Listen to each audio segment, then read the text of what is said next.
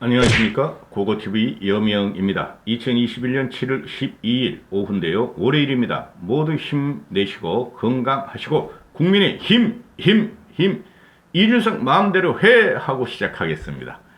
행복하십시오. 이준석이가 그 미국의 볼륨버거 통신하고 인터뷰를 했는데요.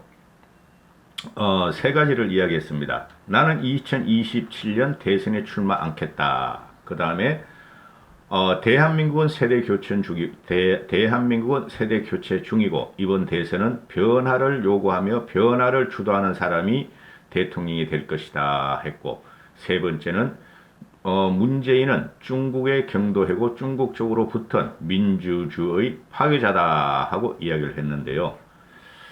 시원합니다.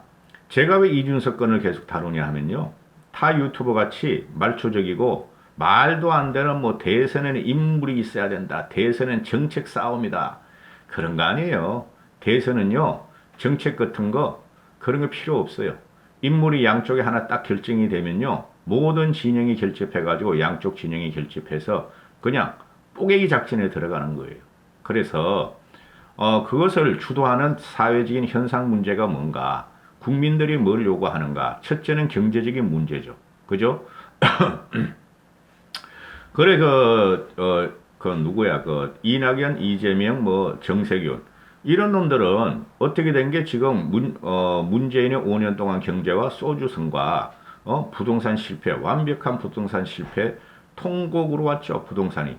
그런 거를 갖다가 잘못했다고 인정하면서 더 강화시키고 더 압박을 하고 더 규제를 남발하겠다는 소리를 지금 하고 있습니다.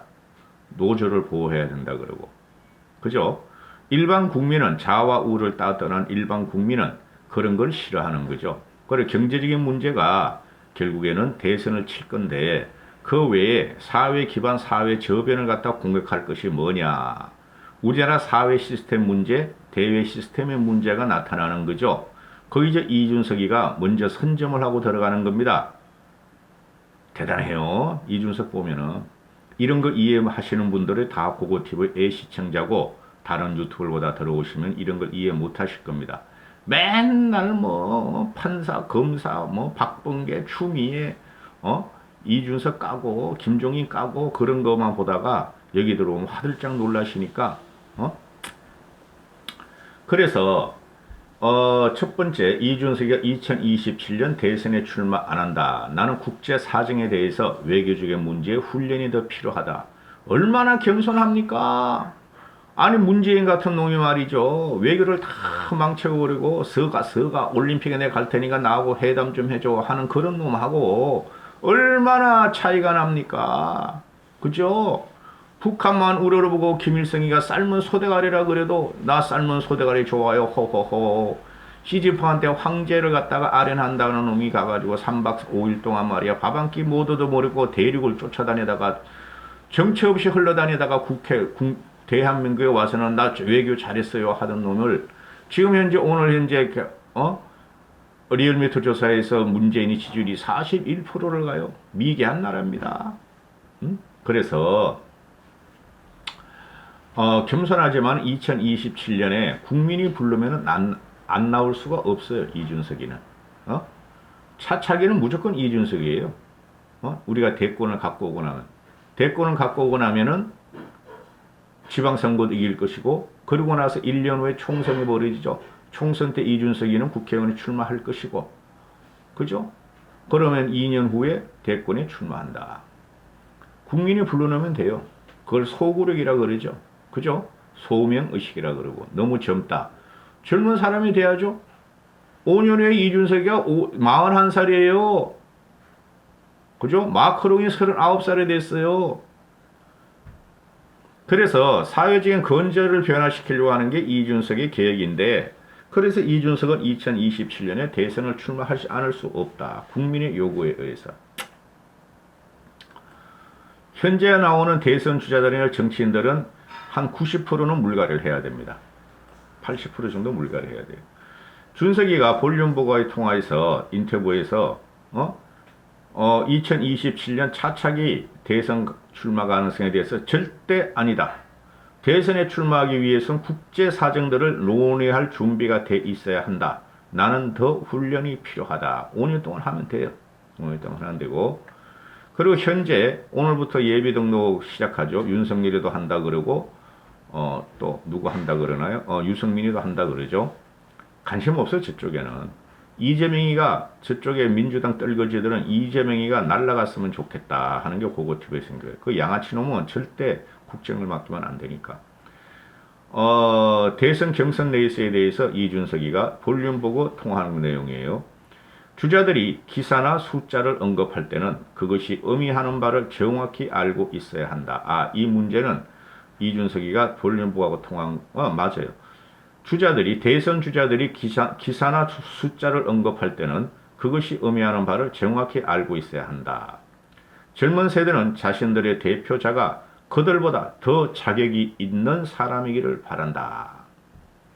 몰라요, 근데 이것들이. 준석이면 제하고는 잘 몰라요. 다 늙었어요. 재명이 그놈이 지금 50대 후반인데 다 늙었어요, 얘들이. 이번 대선의 화두는 변화에 적응하는 사람이 경선을 통과할 것이다. 당내 경선을 말하는 거고, 젊은 세대는 내년 3월 대선을 기대하고 있다. 그들은 나라를 바꿀 수 있다고 믿는다. 세대교체가 일어나고 있고 이를 통해 보수당의 재집권을 이루고자 한다. 신통방통해. 6070은 2030한테 물려줘야 돼요. 우리의 터전을 물려주고 우리는 솔직히 6070이 무슨 경륜이 있어. 우리 20대 30대를 생각해 보시면 알아요. 우리 20대 30대 얼마나 말이죠. 강하게 위를 쳐받고 사회를 비판하고 얼마나 자신만만했습니까? 그들이 2030이 비록 당시의 상황과 지금 상황이 다르지만 그들이 지금 치고 올라오면 우리가 물려줘야 되죠. 그들에 의지해야 됩니다. 또 볼륨 보고 통화에서 볼륨 보고 인터뷰에서 문재인은 중국에 기울고 있다. 나는 2019년 홍콩 민주화 운동에 직접 참여했고 그들은 대한민국에 도와달라고 외치고 있고 정작 문재인 정부는 홍콩을 외면했다. 동아시아의 민주주의 선진국이라고 자존심을 스스로 내던져 버렸다.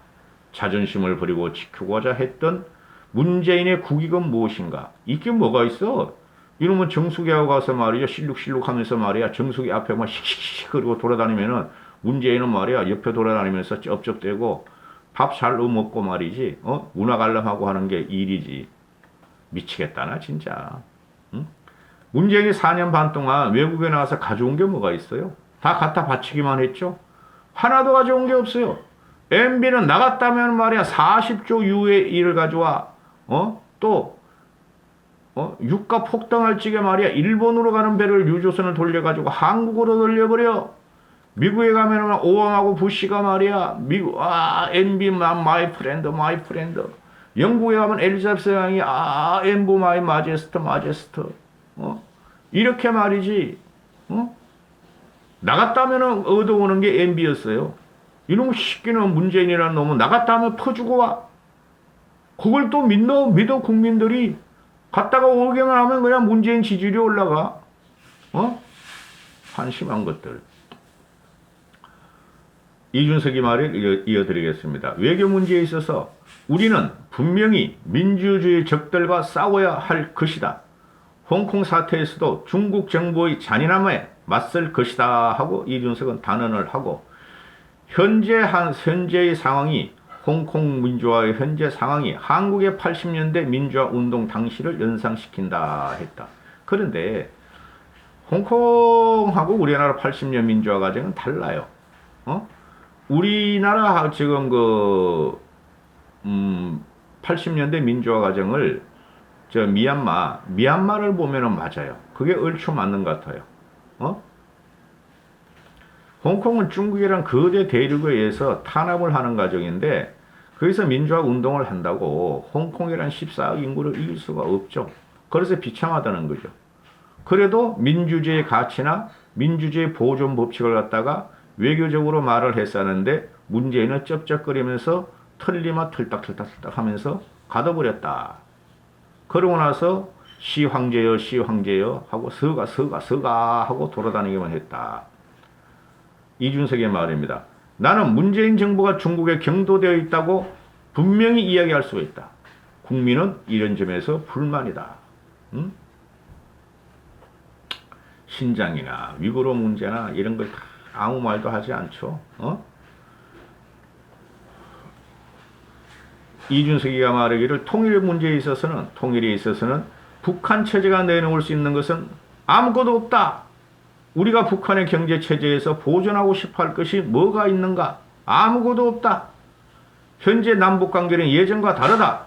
한국은 잃을 것이 전혀 없고 북한은 모든 것을 잃을 것이기 때문에 북한과의 협상은 더 어려워질 것이다. 대단해. 내가 봐도. 북한 놈들 우리한테 핵 쏘겠어요? 쌌다간 되죠, 그것들도. 그거 감수 못하고 맨날 공포스럽고 위기감을 갖다 조장하는, 정치꾼들, 문재인 이놈아 새끼들, 이건 문제가 심각한 거죠. 쏘면은 우리도 밀고 올라가야지. 젠더, 여성가족부 폐지론과 젠더 불평등 관련해서 이준석이 하는 말이 60, 70년대에는 한국의 여성들이 교육이나 일자리에서 기회를 박탈을 당하는 일부 지점들이 분명히 있었으나 그건 어머니 세대 이야기고 2021년 한국에서 어떤 여성도 기본교육에서 배제되지 않고 일자리에서도 평등한 기회를 갖는다. 오히려 더 많은 기회를 가져요.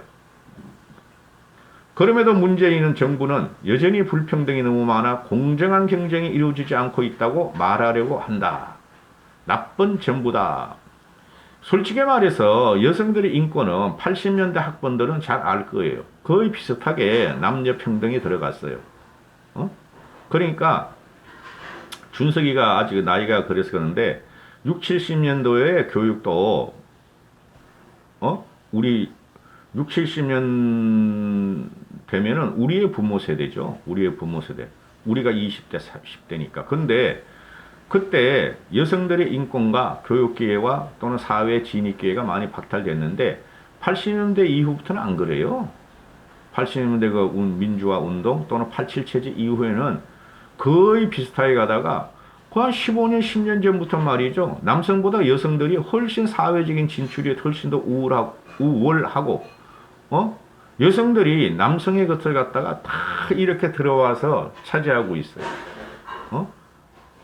그게 유시민이가 말하는, 남자애들은 말이지 축구나 하고 게임이나 하다가 여자들이 공부해가지고 그러는데 왜 불평이냐 그러는데 그게 아니에요. 요새 남자들도 공부 많이 해요. 근데 여자들의 섬세함이 있죠. 그죠? 여성들의 섬세함이 시험에 있어서는 더 최하된 그 능력을 갖고 있죠. 여성들의 섬세함이. 그래서 지금 이거 젠더 갈등으로 몰고 갈 게 아니에요. 계속 언론에서 특히 좌파 언론에서 젠더 갈등으로 몰고 가는데 이게 게임 끝났어요. 솔직히 여성들도 젠더 갈등 이런 거 관심 없어요. 관심 없어요. 잘생기고 돈 많은 남자가 잘생기고 돈 많고 능력 있는 남자 만나서 연애하고 싶고 놀러 다니고 싶고 결혼하고 싶은데 그건 남녀 마찬가지예요. 근데 사회적인 진출이나 대우 문제는 너무너무 남성이 지금 손해를 보고 있어요. 솔직히. 지금 20, 30대, 40대들한테는. 20, 40대들한테는. 그래서 이걸 갖다가 자꾸 말하면 안 되는데 국제적인 문제로 지금 비하가 돼요. 국제적인 이슈로. 야, 한국이 젊은 36세의 지도자가 나오니까 저렇게 용광로처럼 말이지. 저렇게 다이내믹하게 말이야. 사회적인 논쟁이 붙고 말이지. 저렇게 다이내믹 코리아가 다시 나오는구나. 준석이 마음대로 해. 국민의 힘, 정성님 힘.